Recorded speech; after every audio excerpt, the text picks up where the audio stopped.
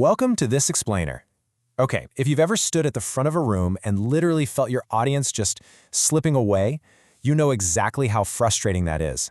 Today, we're going to unpack a super effective approach to handle distracted learners, and I'll give you a totally actionable roadmap to win back their attention. Let's get right into it. Section 1. The truth about distraction. We so often misinterpret a lack of focus as like active rebellion, right? Or intentional disrespect. But here's the thing. Distraction isn't always disobedience. Actually, it rarely is. When we view a wandering mind as some kind of behavioral offense, we naturally just react defensively. So to truly fix this disconnect, we need to completely reframe our approach. It's a real paradigm shift. Which brings us to Section 2. Why students lose focus.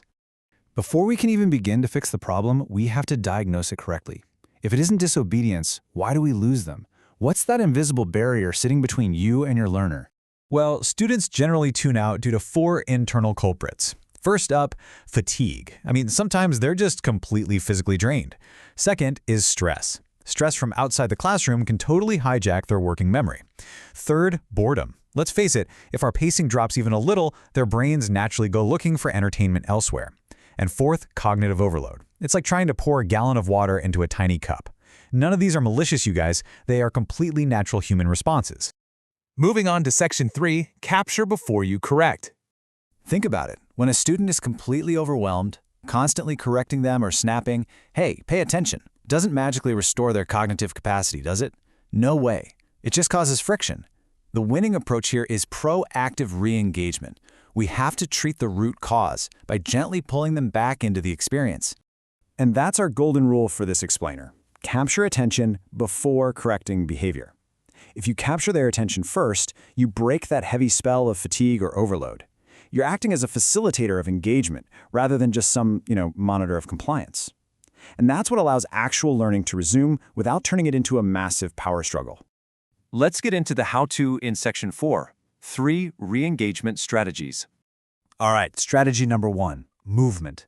When physical stagnation sets in, just introduce some simple movement. Seriously, just having everyone stand up for a quick stretch completely changes the physiology in the room. It gets the blood flowing, and it just wipes away that lethargic fog. It's like hitting a quick refresh button. Strategy number 2 is questions. If you suspect the root issue is just passive listening, you really need to jolt them out of observer mode. So use a strategic question, kind of like a think, pair, share prompt.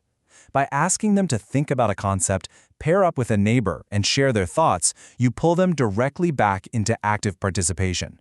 They actually have to process and articulate the information, which immediately recaptures their focus. And strategy number 3, short, interactive activities. When you've delivered some really heavy material and their brains are just full, a fast-paced, 1-minute whiteboard challenge acts exactly like a mental reset button. It changes the pace, gamifies the learning for just a brief moment, and completely relieves the pressure of intense concentration. It's awesome because it allows them to synthesize what they've learned in a highly engaging, low-stakes way right before you move on.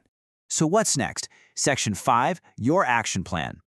So which strategy are you going to try this week? I really want to challenge you to implement just one of these techniques, movement, questions, or a quick activity in your very next session. Try your absolute best to capture their attention before you correct their behavior. Because at the end of the day, the ultimate question isn't, how do I make them behave? It's, how do I make them want to engage? Think about that for your next class. Thanks so much for joining me for this explainer.